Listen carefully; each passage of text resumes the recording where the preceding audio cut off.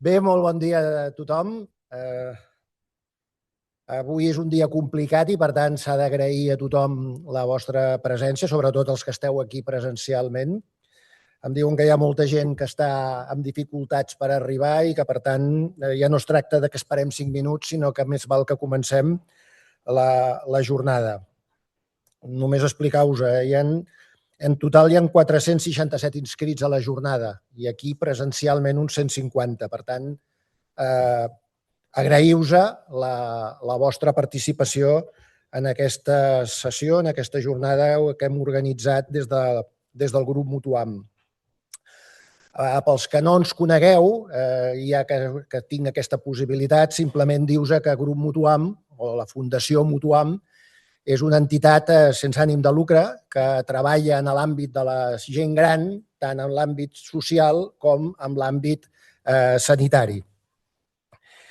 I el que avui fem sorgeix precisament d'un projecte que vam iniciar en l'any 2017 amb la regió sanitària d'aquí de Girona, en la que ens van demanar que miréssim de desenvolupar un projecte de suport psicològic a totes aquelles persones, familiars i malalts que patien malalties dany cerebral o malalties que impossibilitaven la funcionalitat de la persona d'una manera greu. Una vegada superat la fase aguda, perquè això és evident, nosaltres no entrem mai en aquesta fase aguda, doncs mirar de desenvolupar tot aquest projecte de suport psicològic i que, a més, en el temps va coincidir amb també un projecte que també se'ns va encarregar des de la regió sanitària de Girona també de desenvolupar una unitat de rehabilitació intensiva per fer front a tots els ictus que no tenien una sortida més enllà d'una vegada finalitzat el procés agut. Això s'ha fet durant aquests 10 anys, això va començar l'any 2017 i, francament, jo crec que ha sigut un èxit. I ha sigut un èxit perquè hi ha hagut una voluntat per part de tots els que hi han intervingut, que aquí hem intervingut des de l'atenció primària fins a l'hospital de referència i amb tots els recursos. Hi ha hagut aquesta voluntat d'entendre'ns i de coordinar, que de fet és el que està demanant el mapa sanitari en aquest moment. Vull dir, precisament el mapa sanitari que s'ha aprovat o que està en aquests moments en marxa demostra això o demana això. Al final, les necessitats són moltes, no ens les acabarem i aquí el que hem de fer és posar-nos tots d'acord per treballar de la millor manera. Per tant, en aquest sentit, s'ha de reconèixer que les persones que estaven a la regió sanitària fa 10 anys i que van impulsar un model d'aquest estil van tenir una visió de per on es tenia que enfocar el model. Nosaltres, la veritat és que estem molt satisfets i estem molt contents de com ha anat aquest procés. Volem agrair a la regió sanitària que hagi depositat la confiança en nosaltres i nosaltres, per la nostra banda, estem intentant poder donar resposta a totes aquestes demandes que se'ns fan des de la regió. Com deia, crec fermament que aquest és el model d'avenç. Vull dir, difícilment tots podrem fer de tot. El que hem de fer és que tothom, dins de la seva expertesa i de les seves capacitats, tingui aquesta capacitat de posar-se al servei del projecte. Res més, no vull atabalar-vos perquè el més important, evidentment, és la jornada i el que fareu avui, que té un contingut molt important. I per poder donar pas a l'inici de la jornada, donar pas al doctor Jaume Heredia, que és el gerent de la regió sanitària, que serà la persona que donarà inici a la jornada i que inaugurarà la jornada. Gràcies.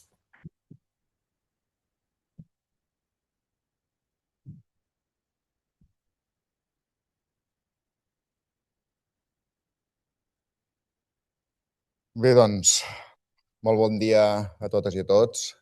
Francesc, director general, gerent de Mutuam, director del centre. Bon dia, moltes gràcies, companys, amics, amigues. És un plaer poder compartir aquest inici de la jornada amb tots vosaltres, també aquella gent que ens està seguint per streaming. Al final, parlar de l'atenció a l'ictus a la regió sanitària de Girona sempre ens agrada, sempre m'agrada perquè podem treure pit. Realment va ser una regió puntera a l'hora d'abordar com tractàvem l'ictus a la regió sanitària, van ser els primers, el doctor Genís, el doctor Dávalos, en aquell moment, que van muntar una unitat d'ictus i van ser pioners a l'Estat. Aquella bona iniciativa d'anar una miqueta més enllà l'han sabut conservar actualment la doctora Silva, que després ens tindrem el plaer d'escoltar-la, l'han potenciat.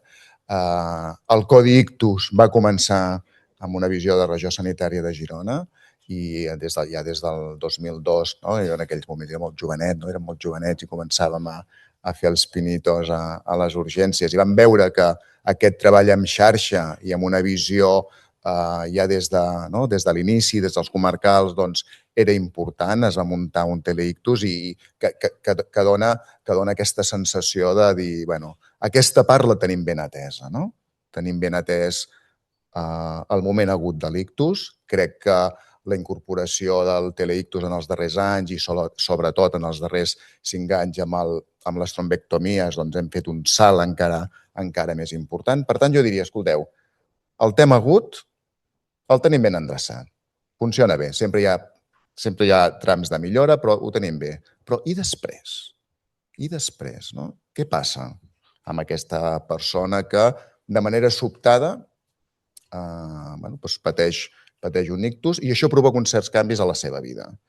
En el millor dels casos, hi haurà una recuperació pràcticament ad integrum i des de l'Hospital d'Aguts, potser amb una petita acompanyament, podrà tornar a domicili i podrà reemprendre la seva vida. Aquest seria l'objectiu que tindríem com a primer.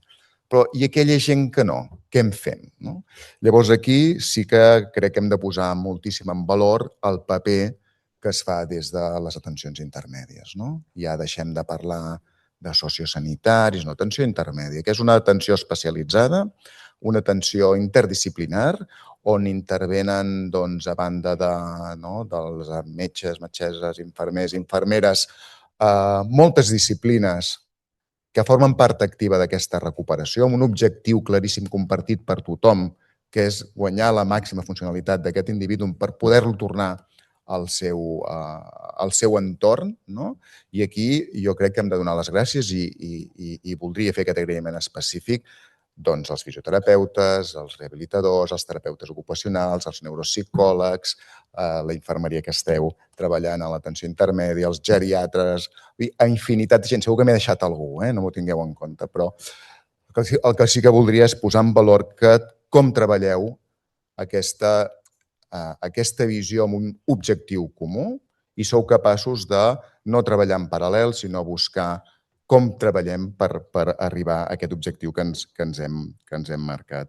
Perquè al final, si l'atenció a l'ictus només el veiem com a quants supervivents tenim, realment sí, hem millorat moltíssim i ara la gent se'ns mora menys de l'ictus, però penso que l'objectiu no és que tinguem més supervivents, sinó que aquesta supervivència sigui amb bona qualitat de vida. I això és important que ho tinguem clar. Com deia el director, fa molts anys, algú que em va precedir va posar el focus en això. I va tenir clar que el fet d'invertir diners o invertir esforços per fer possible aquesta rehabilitació intensiva el més aviat possible, amb aquesta visió, milloraria la qualitat de vida d'aquestes persones que havien sobreviscut a l'ictus. I quan fas això, el primer que has de buscar és un company de viatge, un company que comparteixi amb tu aquesta visió.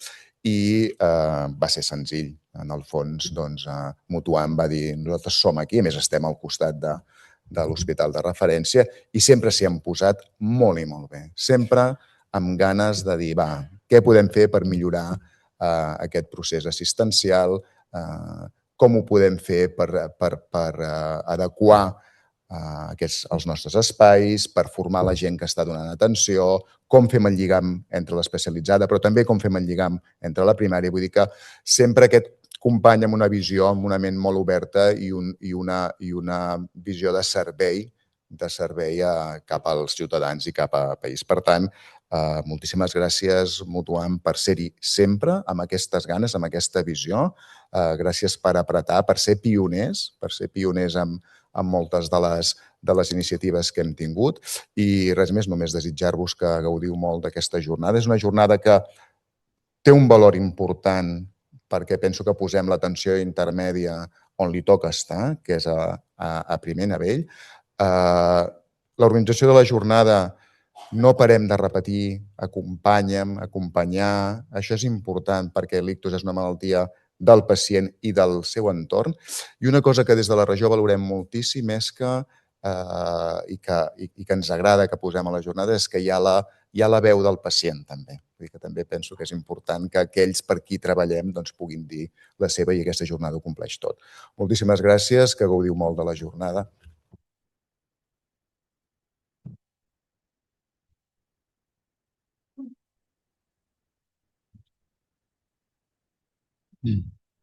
Doncs bé, moltíssimes gràcies, doctor Jaume Heredia, moltíssimes gràcies, doctor Francesc Brossa, per les vostres paraules, per la vostra presència.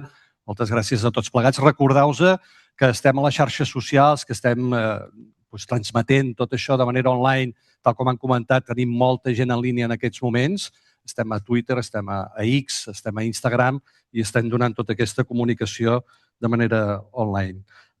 També recordeu-vos que s'està gravant i que després es podrà veure a través del YouTube tota la retransmissió i tota aquesta xerrada per poder, si voleu després, repartir-ho a la resta de companys.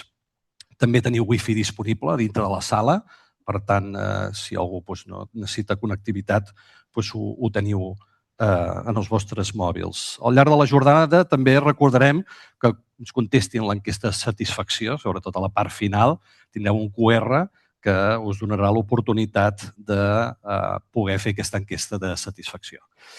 Bé, gràcies i passem a la primera ponència. Em fa molta il·lusió tenir jo presentar els primers dos ponents que tindrem.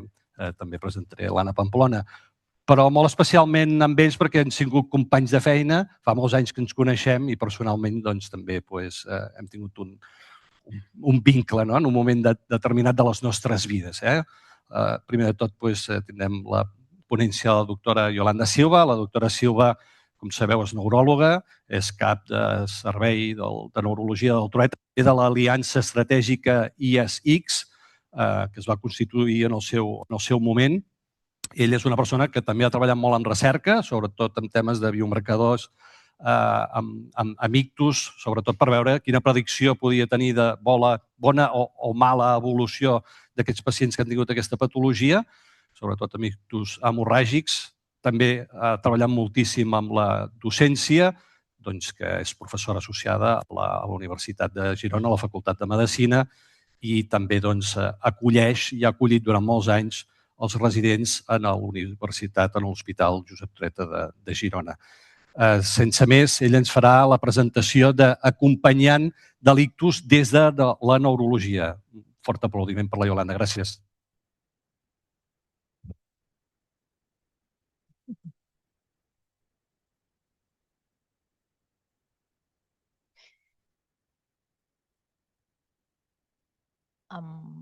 No sé si la presentació, la primera. Bé, en primer lloc, moltes gràcies Jordi per presentar-me i moltes gràcies a tots els organitzadors, que sé que avui heu estat moltes de vosaltres nervioses perquè tot aquest acte surti el millor possible. Moltes gràcies als assistents. La veritat és que crec que és molt important iniciatives com aquestes, en les que ens trobem tots els que formem part de l'atenció als pacients, en aquest cas, en concret, dels pacients amb ictus. Evidentment, com diu el meu títol, jo us explicaré una miqueta la visió dels neuròlegs, l'acompanyament que fem des de la neurologia, que se centrarà en aquesta fase, com s'ha dit abans, més hiperaguda, però no només. Suposo que és next, no? Ara. Bé, de fet, s'ha parlat aquí de la importància que treballem de forma conjunta. S'ha treballat també d'un tema que és, per mi, essencial en els pacients amb ictus, que és la continuïtat assistencial. De fet, els pacients amb ictus formen part d'un procés. I on comença aquest procés? Evidentment, comença per la persona que pateix aquest ictus i que aquesta persona o bé la seva família activa un codi ictus. Aquí comença tot. Aquesta part de l'activació del codi ictus, evidentment, els neuròlegs tenim un paper molt important i també, com us veieu a la diapositiva, després tenim, que se n'ha parlat ara, la fase hiperaguda. Aquí els neuròlegs també tenim una part molt important, la fase aguda. Després explicaré una miqueta quin és aquest paper dels neuròlegs en cadascuna d'aquestes fases i també, com s'ha explicat aquí, evidentment, els pacients a vegades es recuperen, però a vegades no es recuperen. De fet, no hem d'oblidar que l'ictus representa la primera causa de discapacitat adquirida en adults. I això, per tant, posa també el focus en aquesta fase subaguda i crònica en la que és veritat que el paper dels neuròlegs no és que no sigui important, però no és tan important. Bé, com us deia, tot comença per l'activació d'un codi ictus, i aquí és molt important totes aquestes campanyes de sensibilització, de difusió. Hem de saber reconèixer quan una persona que tenim al davant o bé en nosaltres mateixos té un ictus i, de fet, aquí s'han fet campanyes molt importants com aquesta del Ràpid, que el que intenta és amb aquestes consignes tan senzilles, dient una persona riu o rigui, aixeca el braç, aixeca la cama, parla, doncs si alguna d'aquestes funcions està alterada i, sobretot, si aquesta alteració apareix de forma sobtada, hem de pensar que aquesta persona té un ictus i, per tant, de seguida, avisar, trucar al 112 061 perquè aquesta persona sigui portada directament a l'hospital. Aquí els neuròlegs quin paper fem? Doncs bé, quan des dels serveis d'emergències mèdiques atenen aquesta persona, normalment al domicili, al carrer, doncs de seguida ens truquen a nosaltres, ens fan el que nosaltres diem un preavís. Per què? Insistiré molt, això és un treball en equip i totes les peces d'aquest equip són essencials. No hi ha ningú més important que d'altres. I, per tant, és molt important aquest preavís que ens fan perquè vol dir que nosaltres ja estem esperant en aquesta persona que serà portada a l'hospital. I, com sabeu, el temps aquí hi juga un paper molt important. De vegades, aquesta persona serà portada a un hospital comarcal, per exemple, que no és l'hospital terciari, l'hospital, en el nostre cas, en el nostre medi, el Trueta, però això no vol dir que els neuròlegs no formem part ja d'aquesta atenció. De fet, com s'ha parlat fa un momentet, el doctor Heredia ho ha explicat, tenim una xarxa que jo crec que funciona molt bé, que és el teleictus. I això què vol dir?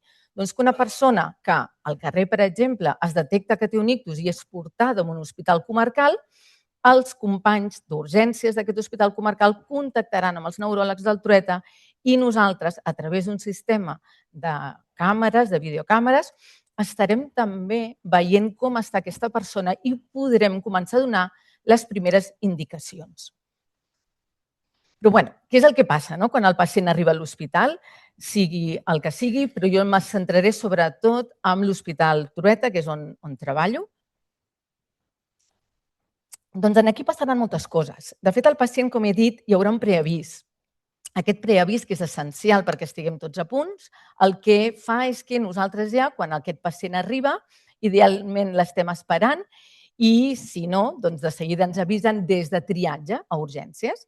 I aquí aquest pacient passa al nostre hospital a un box, que és el box de crítics, i aquí l'equip, i aquí tornaré a parlar de l'equip, doncs comença a atendre aquesta persona. I què farem? Doncs l'equip d'infermeria estarà mirant com estan les tensions, com està la freqüència cardíaca, com està la temperatura, com està la saturació d'oxigen i una cosa molt important, que és mirar com està el sucre, la glicèmia. Per què? Perquè de vegades en una persona diabètica els símptomes que té per una baixada de sucre són exactament els mateixos que els que pot tenir una persona que té un ictus. I es cura posant sucre. I, per tant, no serà un ictus. De forma paral·lela i alhora, l'equip mèdic, el neuròleg, que està de guàrdia a l'hospital, el que està fent és fent unes preguntes dirigides al pacient que consistiran sobretot en saber si té al·lèrgia, si té alguna malaltia important, quin és el tractament i sobretot una cosa molt, molt, molt important, que és a quina hora ha començat tot plegat. I evidentment, explorarà en el pacient perquè, de fet, després el que farà serà indicar una prova d'imatge. I per a què ens serveix aquesta prova d'imatge? Doncs ens serveix bàsicament primer per descartar que no sigui un ictus, pot ser, per exemple, un tumor, o, si és un ictus, de quin tipus d'ictus estem parlant. Tenim dos grans tipus d'ictus, l'ictus isquèmic, el 80% dels pacients tenen un ictus isquèmic, i l'ictus hemorràgic, que us ensenyo en aquesta foto. De fet, l'ictus isquèmic, i sobretot si porta menys de 4 hores i mitges, el tac de crani serà absolutament normal. No hi veurem res. De fet, i això és una cosa important, dels darrers anys hem tingut molts avenços amb el que nosaltres anomenem la neuroimatge avançada, que ens permet posar un rellotge en com està la situació cerebral d'aquella persona. Per què? Doncs perquè quan parlem de l'ictus isquèmic, afortunadament, i això ha canviat d'una forma, diria jo, revolucionària, l'impacte que produeix l'ictus i sobretot l'evolució dels pacients, és si aquest pacient es pot beneficiar dels 3 pilars terapèutics que tenim ara a la fase hiperaguda, que són 1. Si aquesta persona és candidata o no a tractament fibrinolític, que ara us explicaré, si és candidata o no a trombectomia mecànica i si és candidata o no a ingressar a una unitat d'ictus. Això en l'ictus isquèmic. Després us parlaré de l'ictus hemorràgic. Tot això no ho fem sols. Us he separat aquí de l'activació de codi ictus i tornaré. De fet, com us deia, quan el pacient arriba, per exemple, a un hospital comarcal, aquí he posat Figueres, com us dic, des de Figueres ens truquen i, de fet, depenent de com està el pacient, nosaltres ja no només activem o s'activa el neuròleg que està de presència, sinó activa també, us he parlat ara fa un momentet, de la trombectomia mecànica. Aquest és un tractament que es va demostrar la seva eficàcia des del 2015, estem parlant de 10 anys, i requereix, i per això no es pot fer a tot arreu, d'un equip ultra especialitzat, que es posa en marxa ja des que aquest pacient arriba a l'hospital comarcal o si arriba a l'Hospital Trueta, o inclús si aquest pacient des del servei d'emergències mèdiques s'identifica com a ictus, que truquen en aquest preavís als neuròlegs de presència. Aquest equip de guàrdia o aquest equip ultraespecialitzat, tornarem a parlar d'equip, veieu, hi ha el neuròleg de guàrdia de presència, hi ha el neuròleg vascular que està localitzable, hi ha el neurointervencionista que està localitzable, l'anestesiòleg que està de guàrdia de presència al Trueta i infermeria intervencionista que està també localitzada. Imagineu-vos com és d'important que treballem en equip. I què passa? Doncs que aquest pacient després, quan arriba a l'hospital, nosaltres, com deia, el valorarem i en funció del temps, i aquí és una altra premissa important, el temps, nosaltres ja tenim un algoritme de què és el que podem oferir a aquesta persona. Si estem en menys de 4 hores i mitja, per exemple, i el pacient està en un hospital comarcal, els símptomes són suggestius d'ictus, el tac de crani és normal, és a dir, hem descartat que no tingui una hemorràgia, el que podem fer a través del teleictus és indicar el tractament fibrinolític, que això és un tractament que es posa per vena amb la intenció de desfer el quall. Si, en canvi, el pacient està a més enllà de les 4 hores i mitja, aquest pacient no es pot aplicar només amb un tac de crani simple el tractament fibrinolític i, en canvi, ens haurem de plantejar altres proves, que són aquestes que us poso aquí, la neuroimatge avançada, que us ensenyaré també a continuació. I en aquests pacients fins a les 9 hores, amb neuroimatge avançada que demostri que hi ha teixit salvable, podrem administrar tractament fibrinolític i fins a les 24 hores, si la neuroimatge avançada és favorable, podrem fer una trombectomia mecànica. Bé, de fet, aquesta és la base de tot, amb un ictus isquèmic. Una és el temps i 2, demostrar que tenim teixit en el cervell que és potencialment salvable. I això què vol dir? Tots sabem que perquè el cervell funcioni necessitem que arribi sang. I per què? Doncs perquè la sang porta 2 coses essencials. Una, la glucosa, sucre, i l'altra, oxigen. Si no arriba sucre i oxigen al cervell es mor. Però això no passa immediatament, primer, i no passa de la mateixa manera amb tothom. I així veiem a vegades que hi ha pacients que arriben amb 2 hores i mitja i, diríem, no podem ajudar-los amb aquests tractaments perquè ja té una lesió irreversible, però hi ha un gran percentatge de persones que quan arriben a l'hospital hi ha el que nosaltres diem teixit salvable. I si aquest teixit salvable el podem demostrar, podrem administrar el tractament fibrinolític. Us he dit abans què és això. És un tractament que posem per vena i hi ha dos tipus. El que utilitzàvem fins fa 4 o 5 mesos, sempre era el que nosaltres diem, us poso aquí, RTPA, alteplase. És un medicament que es posa primer en un bolus, és a dir, com una injecció ràpida, i després, durant una hora, una perfusió en vena. Des del novembre de l'any passat, tenim una altra alternativa, el TNK. Quin avantatge té el TNK? Que és un bolus. No has de pensar en la perfusió. I això és molt important perquè, com també s'ha dit, nosaltres treballem per tota la regió sanitària de Girona.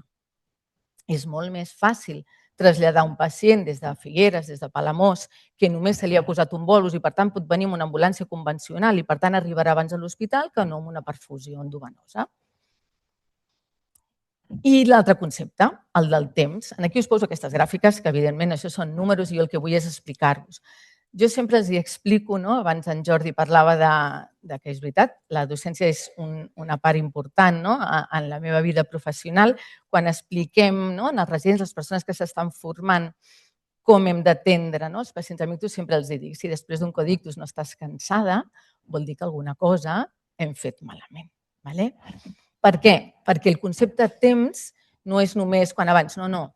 És que resulta que si administrem el tractament fibrinolític o fem la trombectomia mecànica en les primeres hores, tenim moltes més possibilitats, moltes més oportunitats que aquesta persona es recuperi. I per això és tan important aquest engranatge que comença amb les persones que identifiquen el problema, que truquen al servei d'emergències mèdiques, que els fem avís als neuròlegs, que quan arriben a l'hospital, el triatge, que el porta infermeria, avisi de seguida i nosaltres ens hi esmercem amb tota la nostra energia per fer les proves, perquè els radiòlegs ens ajudin també amb això i que puguem administrar els tractaments necessaris en aquesta fase hiperaguda. La fase crònica és molt important, però la fase hiperaguda determina moltíssim quina serà l'evolució dels pacients amb ictus. I, de fet, us ho poso aquí, en funció del moment en el que fem aquests tractaments, les possibilitats de milloria funcional dels pacients serà molt millor. I bé, us deia, moltes vegades fem un TAC, però moltes vegades fem neuroimatge avançada. I això què és? Doncs són una sèrie de tècniques que es poden fer per ressonància o es poden fer per TAC, que el que ens ajuden és a demostrar si hi ha aquesta part de teixit salvable. És a dir, us intento explicar amb altres paraules. Si us hi fixeu, no pretenc que us quedeu amb els noms, això és per ressonància. Nosaltres podem fer una ressonància. No fem habitualment una ressonància ara perquè utilitzarem el TAC, us l'ensenyaré, però també podem fer una ressonància. Què és el que veiem a la ressonància? Si veieu l'AM, si veieu aquí dalt, això és ressonància per difusió. Veieu que aquesta taca blanca? Això és la lesió que nosaltres diem necròtica. Això vol dir l'infart ja establert. Aquí aquestes neurones no podrem fer quasi res a la fase hiperaguda per ajudar a que es recuperin. Fixeu-vos que hi ha tota aquesta part d'aquí, amb aquest color més verdós, que el que demostra és la zona on no arriba sang. I per què no arriba sang? Perquè fixeu-vos que aquí l'artèria està tapada.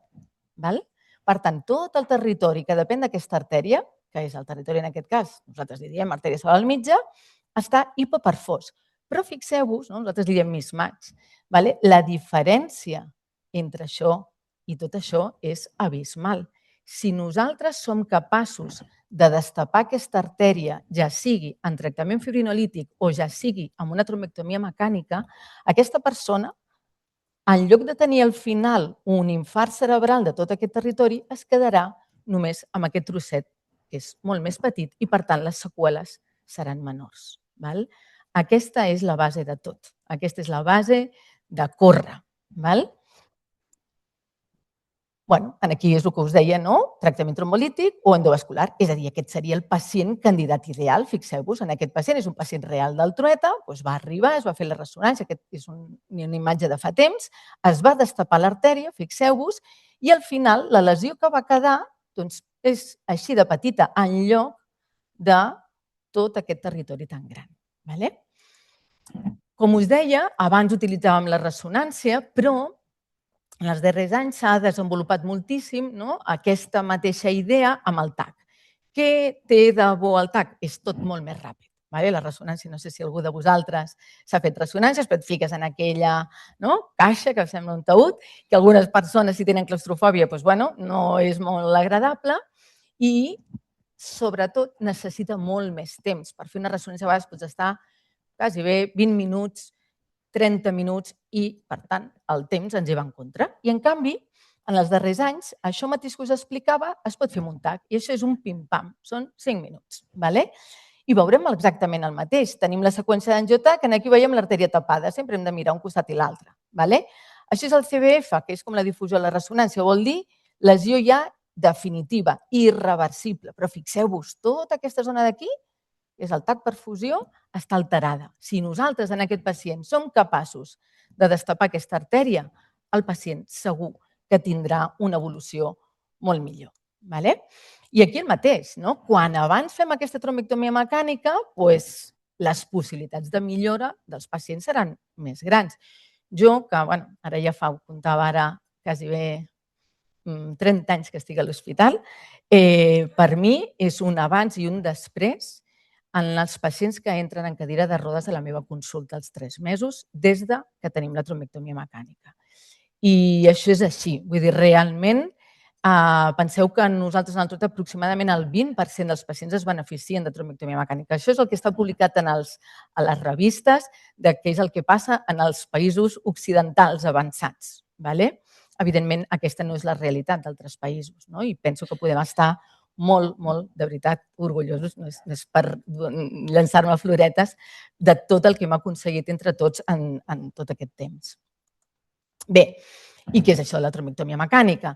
Doncs la trombectomia mecànica és, moltes vegades, i això ho hem d'explicar molt ràpid també les famílies i el pacient, quan arriben a l'hospital, és un procediment que consisteix a través d'una punció a l'artèria femoral, aquí a l'angonal, doncs fem pujar, jo dic, un filferro, és un catèter, és un cateterisme que per dintre, per tant, aquí no hi ha una operació, sinó que a través d'aquesta artèria femoral a l'angonal fem pujar el filferro aquest fins a aquesta artèria que tenim tapada al cervell. Evidentment, això ho explico, sembla molt fàcil, no és tan fàcil, però amb la millora tècnica dels dispositius realment s'ha aconseguit que aquesta sigui la intervenció que té actualment en l'ictus isquèmic un impacte més important en què els pacients millorin. Quan el catèter aquest arriba fins al cervell, després hi ha 2 tècniques, tampoc ve molt al cas, però que sapigueu que hi ha això d'aquí, que són el que nosaltres diem els stent retrievers, això s'utilitzava molt abans, i ara hi ha un sistema que és com si fos una aspiradora. Arribes fins a aquesta artèria i llavors xucla i s'endú el quall. També sabem que en funció del número de passes, és a dir, si aquesta artèria l'aconseguim destapar en el primer passe, doncs, evidentment, els pacients segur que tindran una millor evolució. De vegades, per molts motius diferents, això és més complicat i requereix 4, 5 passes o a vegades, malauradament, també tenim limitacions tècniques que fan que no siguem capaços de destapar l'artèria. Bé, per tant, una miqueta, aquesta és com el resum de tota aquesta activitat frenètica que vol dir el codi ictus. Tot comença, com us deia, amb aquest inici dels símptomes. Aquí molt important identificar-ho, molt important activar el codi ictus trucant al 112, al 061, molt important que de seguida arribi l'ambulància que porti el pacient a l'hospital, que si és el Trueta ja s'activa tot presencialment, si és en un hospital comarcal ens trucaran de seguida i a través del teleictus donarem les primeres indicacions. Quan i depenent del perfil, tot això que us he explicat, de l'aneuroimatge avançada, de les hores que porti el pacient, haurem de decidir si administrem tractament fibrinolític o bé si fem una trombectomia mecànica i, evidentment, depenent d'aquesta tècnica com vagi, aconseguirem destapar l'artèria i després què? Doncs després ingressarem el pacient a la unitat d'ictus. Tot això d'aquí, a més, com que té tal impacte en els pacients, està tot molt controlat. És a dir, nosaltres, després, els que manen, ens demanen quin és el temps porta agulla en el nostre hospital. És a dir, des que el pacient entra per la porta fins que li posem el tractament fibrinolític. Quin és el temps porta groin, que és el temps des que arriba el pacient a la porta i li fem la punció femoral per poder fer la tromectomia mecànica. I això no és perquè tinguin ganes de controlar, potser també, però sobretot és perquè realment és molt important que aquests temps s'escurcin. I, per tant, totes aquelles estratègies col·lectives, i aquí formem tots part d'això, que ajudin a disminuir els temps, són realment molt importants. Bé, us he parlat de l'ictus isquèmic. Jo, evidentment, podria estar tot el dia parlant-vos aquí sobre l'ictus, però m'he hagut d'acotar el temps que tinc. I és veritat, us he explicat fa un momentet, que el 80% dels ictus són ictus isquèmics, però tenim un percentatge de pacients, aproximadament un 15 o un 20%, que tenen un ictus hemorràgic. Dintre de l'ictus hemorràgic tenim dos grans subtipus. Un és l'hemorràgia cerebral intraparenquimatosa, que és aquesta imatge que tenim aquí. Aquí què ha passat? Doncs una artèria de dintre del cervell s'ha trencat. La causa més freqüent, la hipertensió arterial, però no és l'única. I també tenim l'hemorràgia subaracnoidea, de la que no us en parlaré perquè el maneig és una miqueta diferent i perquè representa només el 5% dels ictus, però si hi ha algú aquí que ha tingut una hemorràgia subaracnoidal, algú, la seva família, evidentment després podem contestar les preguntes que calguin. Bé, què és el que passa amb l'hemorràgia cerebral? Doncs fixeu-vos, us he parlat del canvi de paradigma en l'atenció i també en l'evolució dels pacients amb ictus isquèmic, gràcies sobretot a la trombectomia mecànica. Ara bé, què és el que passa amb l'ictus hemorràgic? Doncs que, malauradament, encara ara, no tenim ni aquí ni enlloc del món un tractament específic per l'hemorràgia cerebral que faci desaparèixer aquesta hemorràgia. I això el que fa és que, de moment, l'ictus hemorràgic sigui el que encara ara té unes xifres de discapacitat i de mortalitat més elevades quan parlem de l'ictus. I, sobretot, venen determinades per dues coses. Una, pel volum. Com més gran sigui aquesta lesió, el cervell, on el tenim? En una caixa tancada. Si de cop i volta hi ha una hemorràgia dintre del cervell, tenim el crani, això no permet que el cervell toleri aquest augment de volum. I dos, el creixement de l'hemorràgia. És a dir, sabem que pràcticament quasi bé fins a un 30-40% dels pacients, quan arriben a l'hospital, tenen un volum, però que en les primeres hores aquest volum creix i això fa que el pacient empitjori.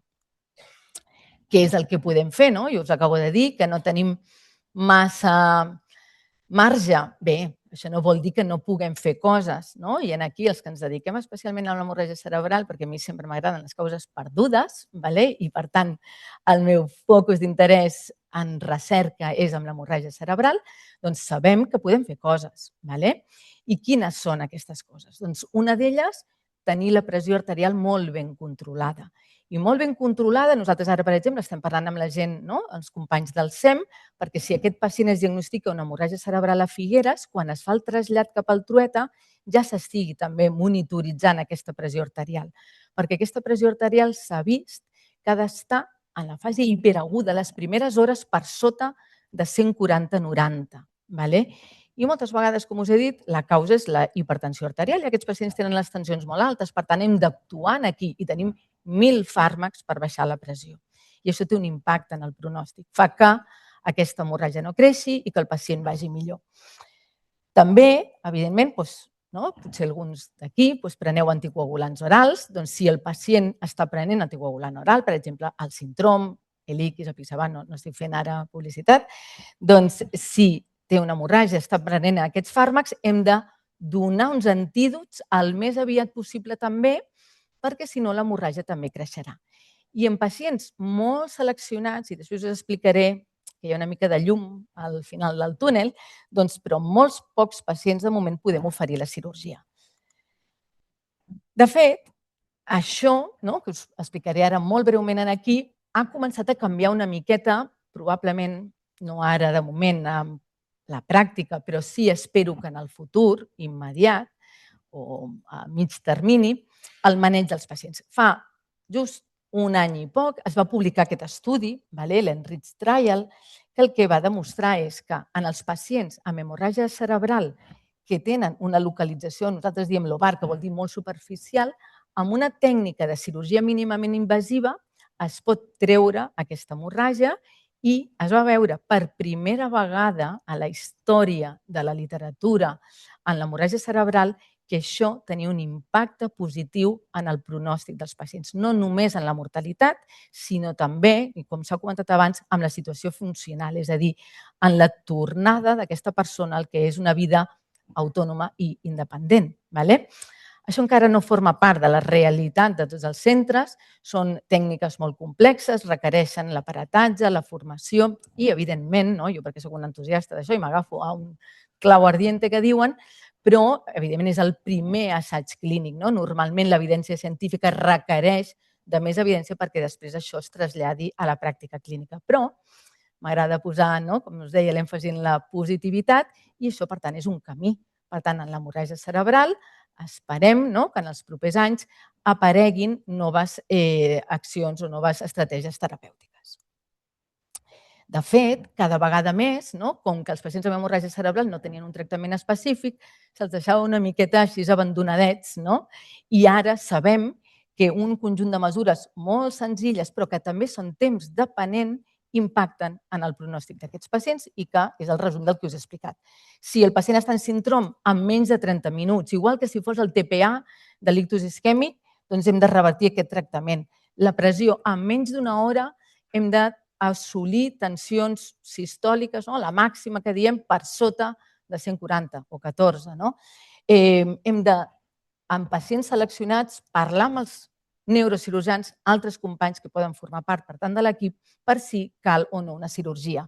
I, molt important, i ara us en parlaré, del control de mesures generals que formen part de l'eix del que és la unitat d'ictus.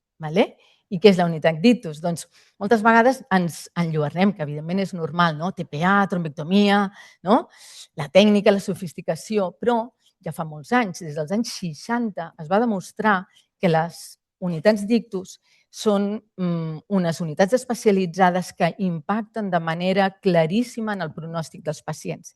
I, per tant, el que hi ha una indicació és que totes les persones que tenen un ictus i s'atenen durant les primeres 24 hores haurien d'estar ingressades en una unitat d'ictus. A la nostra regió sanitària, això no sé si és que vaig ja malament de temps o no, a la nostra regió sanitària tenim una única unitat d'ictus, la tenim al Trueta, i aquesta unitat d'ictus té 6 llits. Què necessitem? Doncs tenim necessitat de tenir més llits perquè, no sé si algú el pot ajudar. Molt bé. Doncs el que es recomana aproximadament és que hauria d'haver-hi un llit per cada 100.000 habitants.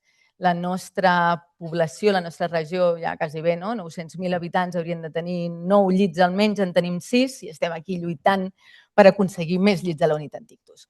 Però fixeu-vos, l'evidència és de fa molts anys. Els primers estudis van ser 60, però d'una forma claríssima ja de fa pràcticament 20 anys sabem que els pacients amb ictus han de tractar-se amb una unitat d'ictus, això amb el màxim nivell d'evidència, han de traslladar-se de forma urgent a un centre hospitalari que disposi d'unitat d'ictus. I per què és tan important i què és el que modifica el pronòstic d'aquests pacients? Què donen les unitats d'ictus? Perquè, de fet, molts de vosaltres dieu, això és un llit en un hospital i què fem?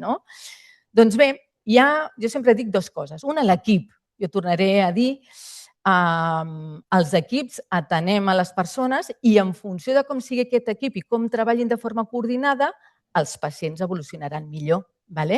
I això és el que fem a la unitat d'ictus. Tenim, per tant, neuròlegs especialitzats en ictus, infermeres especialitzades en ictus, equip de rehabilitació especialitzat en ictus, i tot això treballat de forma coordinada i conjunta fa que detectem abans quan un pacient empitjora i puguem posar remei abans en aquesta complicació, ja sigui neurològica o no neurològica. I a més, i de forma paral·lela, aquest pacient estarà monitoritzat. No és una UCI, jo sempre dic que és com si fos una semi-UCI. Per què? perquè tindrà uns electrodes que li aniran mirant de forma continuada el seu ritme cardíac, la seva saturació d'oxigen, se li anirà mirant molt estretament com està la seva pressió, com està la freqüència cardíaca, com està la temperatura i així detectar possibles complicacions que poden entorpir l'evolució d'aquests pacients. A més, a les unitats d'ictus és on també, això moltes vegades és a urgències, administrem aquests fàrmacs que formen part de la fase hiperaguda de l'ictus i després, i molt important, és on estudiem i comencem a estudiar quina ha estat la causa d'aquest ictus i comencem el tractament preventiu perquè aquest ictus no es torni a repetir. Això són gràfiques que demostren la importància de la unitat d'ictus en la reducció de la mortalitat i de la morbilitat, que vol dir la situació funcional dels pacients. I ara se li diu, perquè ja sabeu que si es parla terminologia anglosaxona sempre tot queda millor, el bundle of care o care of, és igual, és el mateix, que vol dir tot aquest conjunt de mesures que fan que al final estiguem cuidant millor els pacients amb ictus i que això fa que els pacients evolucionin millor. Bé, a més, hi ha una cosa important, que és, clar, jo us he parlat del tractament fibrinolític per intentar desfer el quall. Tots els pacients es poden beneficiar? No. De fet, ja hem parlat que l'ictus hemorràgic no es tracta així. Però és que, a més, no tots els pacients venen en les primeres hores o de vegades aquests pacients no tenen criteris de tractament fibrinolític o no tenen criteris de trombectomia mecànica. En canvi, tot pacient amb un ictus de menys de 24 hores es beneficia d'una unitat d'ictus. I això què vol dir al final? Doncs que la rellevància clínica de l'efecte positiu que fa una unitat d'ictus es pugui aplicar a la majoria dels pacients i, en canvi, aquestes altres estratègies terapèutiques a un percentatge més baixet de pacients. Us ho resumeixo una miqueta aquí. El 90% dels pacients es podran beneficiar de la unitat d'ictus i, en canvi, entre un 15 i un 20% es podran beneficiar del tractament fibrinolític i de la trombectomia mecànica. Bé, això és la unitat d'ictus, però, com hem dit, els pacients amb ictus requereixen d'aquesta acció conjunta de moltes persones. I en l'hospital, els neuròlegs, a part d'aquesta fase hiperaguda per decidir quins són els tractaments, després estudiarem quina és la causa de l'ictus i iniciarem els tractaments preventius, que ara us en parlaré molt breument. Aquestes persones, després, què passarà? Alguns se n'aniran a casa i d'altres s'aniran a un centre sociosanitari o a fer rehabilitació intensiva i després seguiran la continuïtat assistencial dels seus controls en 2 llocs. En l'hospital, sobretot els primers mesos, i després atenció primària. Per tant, aquí hem d'anar tots coordinats i 10 minuts? Doncs tots coordinats perquè no hi hagi cap gap en aquest procés assistencial. És a dir, que aquest pacient no s'estigui, m'ho invento, 2 mesos sense seguir la rehabilitació, que no, si requereix control de la pressió arterial, que no s'estigui 3 mesos sense que algú li revisi aquesta tensió i modifiqui el seu tractament. Bé, i quins són aquests 3 tractaments? Jo sempre parlo de 3 potes. El tractament de l'ictus, i aquí ja parlo d'un cop hem superat la fase hiperaguda, si no ara ja estem en fase aguda i fase subaguda, però evidentment també crònica, es basa en aquests 3 pilars.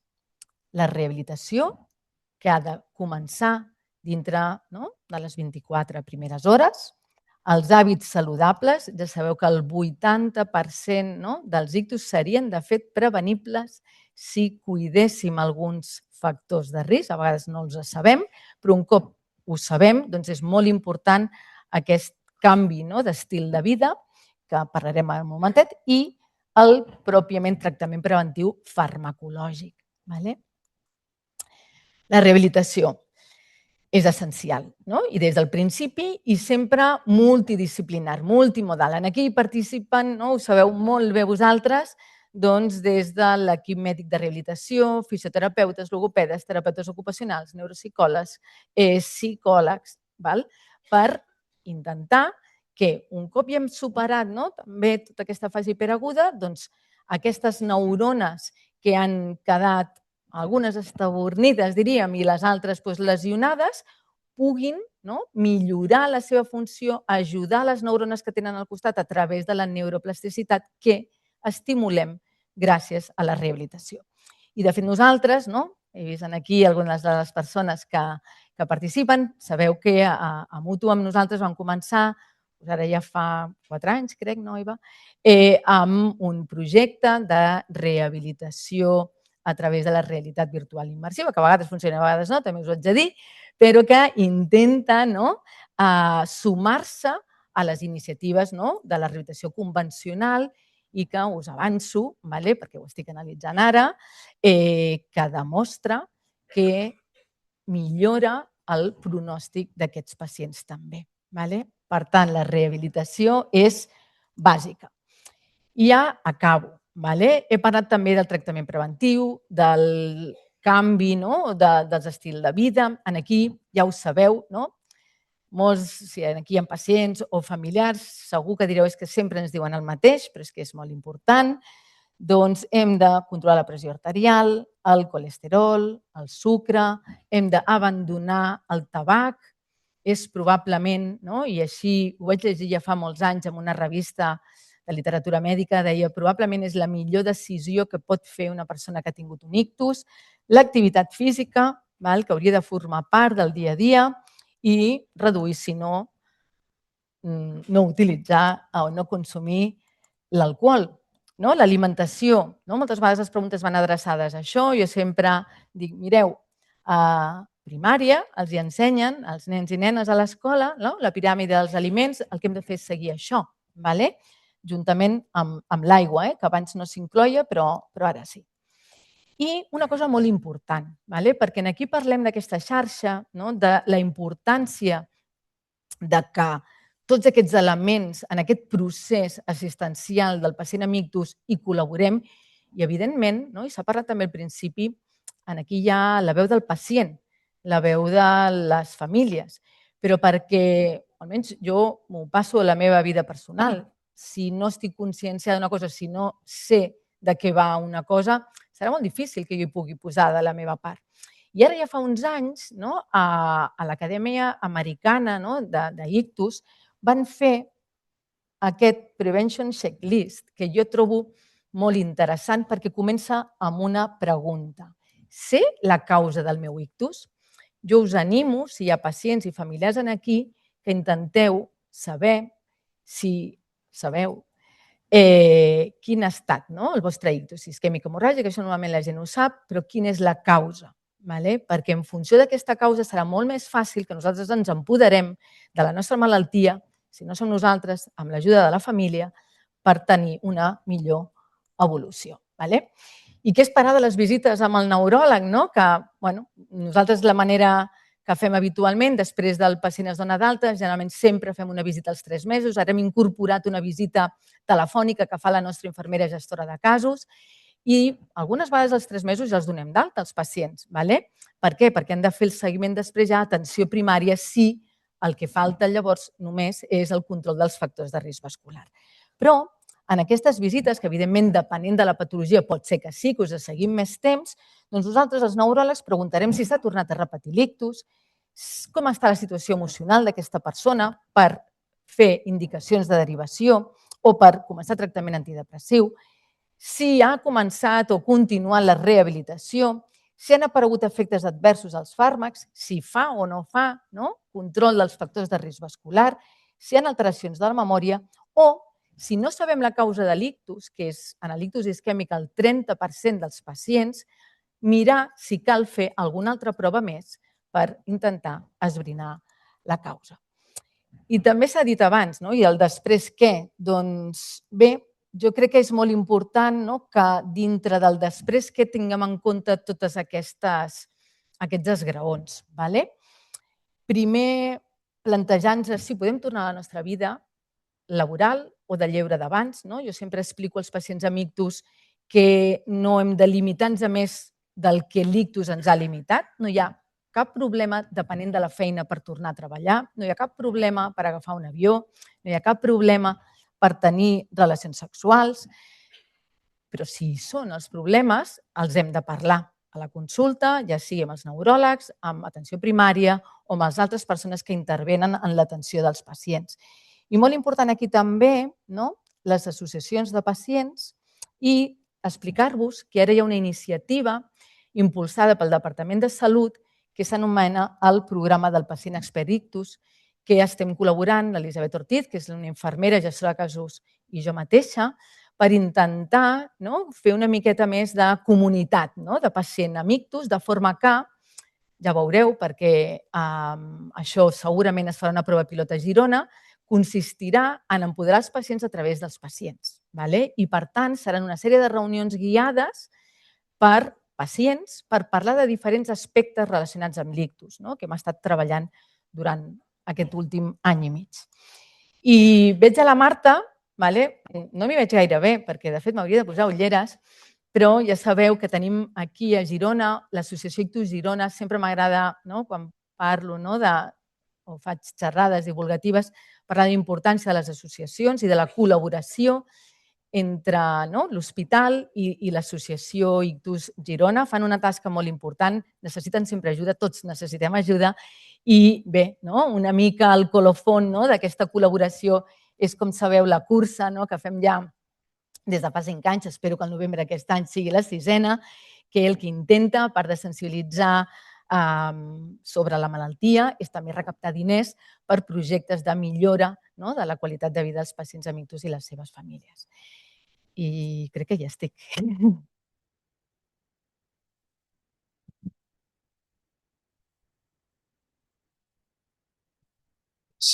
Moltes gràcies, Yolanda. Veiem? Si m'acompanyes, si ens assentem aquí en el sofà i com que tenim molta gent en línia que segurament potser ja escriguin alguna de les seves preguntes per poder transmetre a la doctora Silva i algú de vosaltres que també segurament teniu algun dubte, mentre els estan pensant, si et sembla, jo volia fer una pregunta que és que hem avançat molt en tractaments i avui ens ho has explicat, però també en prevenció secundària i potser també per explicar una mica a la societat sobre prevenció primària.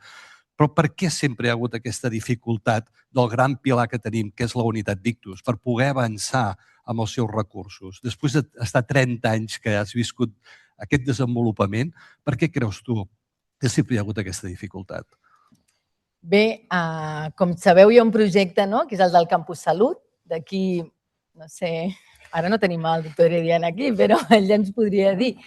L'Hospital Trueta és un hospital que, gràcies als avenços i també a l'ambició, penso, l'ambició ben entesa de que volem oferir el màxim de les possibilitats a la nostra població, a la regió sanitària de Girona, ha crescut moltíssim i això fa que se'ns hagi quedat petit. Per tant, el primer problema és que tenim un conflicte d'espai. I, evidentment, en segon lloc, els recursos, que, evidentment, tenir una unitat d'ictus o tot el que significa una unitat d'ictus no és una habitació normal. I això requereix, per tant, de diners per poder fer la infraestructura física i alhora també, una cosa molt important que no he dit, quan parlava de l'equip, clar, la ràtio, que vol dir el temps, les infermeres, l'equip d'infermeria que hi ha en una unitat d'ictus no és el d'una planta normal i corrent. Necessitem moltes més persones en l'equip d'infermeria per poder portar de forma correcta aquests pacients. Per tant, són recursos d'espais i també recursos humans, els que es necessiten. Recursos sempre necessaris i dificultosos i que sempre han costat. Però que després tenen un impacte, és a dir, al final és també on posem els recursos per estalviar diners del futur, i d'això es tracta. Exacte, sí. La qüestió és trobar-los, Sí. A vegades sempre hi ha aquesta dificultat. Segurament teniu alguna pregunta des de la sala que ens voleu transmetre o des de tota la professionals, pacients i familiars que tenim més de 200 persones connectades en aquests moments en línia que potser ens volen transmetre alguna de les seves preguntes. Tenim els micròfons oberts a banda i banda. i també en línia estem connectats per si algú vol transmetre alguna cosa. Endavant, sisplau, quan vulguis. Gràcies. Buen día, doctora. Muchas gracias por la ponencia, la verdad que es muy clara. Le quería hacer una pregunta en cuanto al tratamiento fibrinolítico, las dos opciones. Si había diferencia uno con otro en cuanto al pronóstico o a las complicaciones que puedan tener. Y también comparando el tratamiento fibrinolítico con la trombectomía mecánica, si también a nivel pronóstico de complicaciones también había diferencias. Gracias. Vale.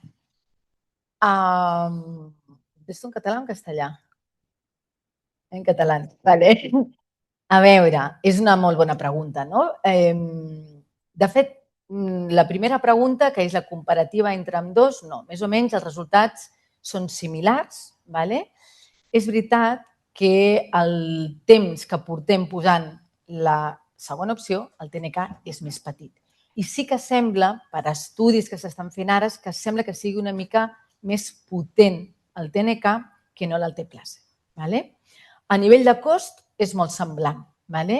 I el que sí és, com deia abans, l'administració. Clar, no és el mateix haver d'estar un bolus i t'oblides que no el bolus i ara vés a buscar la bomba d'infusió i llavors amb els trasllats. De fet, nosaltres, clar, com que això ha sigut una miqueta nou, el que vam decidir a Trueta és que primer ho provaríem a casa, a Trueta, i després proposaríem als altres hospitals comarcals que en el maneig del pacient amb ictus s'utilitzés el TNK però en funció de la nostra experiència.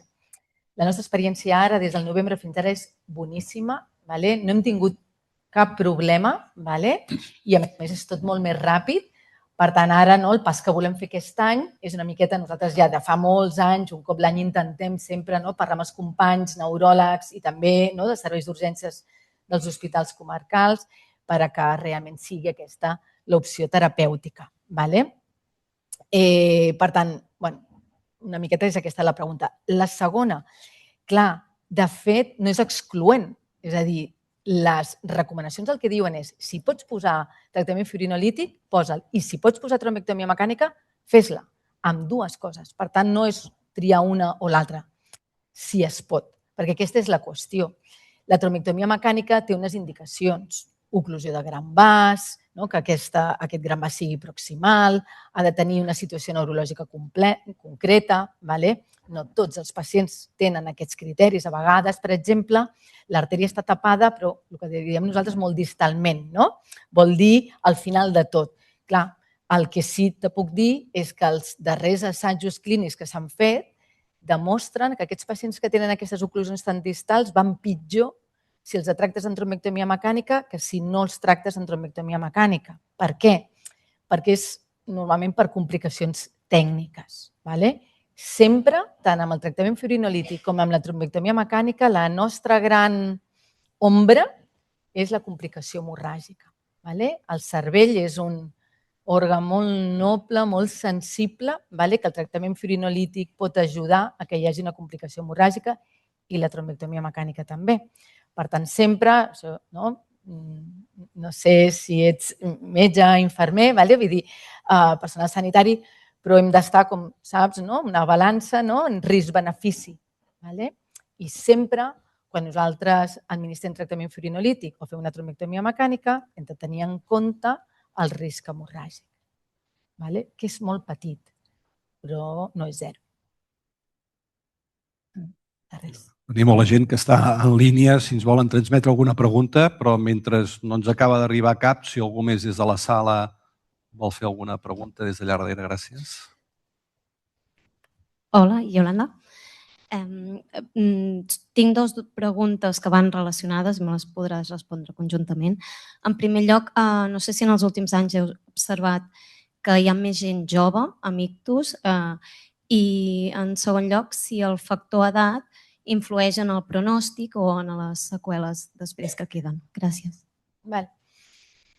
Sí, el factor edat influeix en el pronòstic, clarament. No és el més determinant, però influeix. Com a factors determinants del pronòstic, aquí parlo d'ictus isquèmic i hemorràgic, sempre hi haurà 3 potes. Una, l'edat, Dos, la situació neurològica del pacient quan arriba, evidentment no és el mateix, un pacient que tingui ja dèficits lleus que no que ja arribi amb una gran afectació en quant a l'exploració. I tres, el volum. El volum de la lesió, tant si és isquèmica com si és hemorràgica, però especialment en l'hemorràgica, perquè, com us he dit, tenim poques estratègies terapèutiques, però sí, és important. I en quant a l'edat, bé, el que sí que us puc dir és que en general l'evolució dels pacients amb ictus va a millor. Estem disminuint les taxes de mortalitat. El que passa és que cada vegada tenim una població més envellida i, per tant, tenim cada vegada més pacients amb ictus i això, avui no us he volgut parlar de dades, però el que us puc assegurar és que cada vegada tenim més pacients a urgències amb codi ictus, que cada vegada tenim més pacients ingressats per ictus i sí és veritat que veiem cada vegada més pacients joves amb ictus per molts motius diferents, probablement, però també és cert que no són el major gruix de pacients. Quan parlem de les causes d'ictus, hi ha les tradicionals i després hi ha causes més rares, per exemple, la dissecció arterial, que aquesta és molt típica de les persones més joves, o del foramen overt permeable, que també és més freqüent amb joves. Aquí hi ha molta feina a fer, jo crec, també amb població migrada. Nosaltres estem veient, per exemple, pacients de l'Àfrica subsahariana amb drepanocitosi, que és una causa menys freqüent d'ictus, però que cada vegada en tenim més. Pacients que tenen hipertensions arterials molt refractàries, probablement aquí ens falta també coneixement de per què aquesta població de l'Àfrica subsahariana té aquestes tensions tan altes que, a més, costen molt de controlar i que augmenten el risc, per exemple, d'ictus hemorràgic. Per tant, com tot, la ciència va tancant dubtes i va obrint d'altres i, per tant, continua sent un repte. No ens arriben preguntes des en línia, però per qüestió de temps ho deixaríem aquí. Fantàstica explicació. La veritat és que t'ho agraïm moltíssim i moltes gràcies per estar amb nosaltres. Un fort compliment.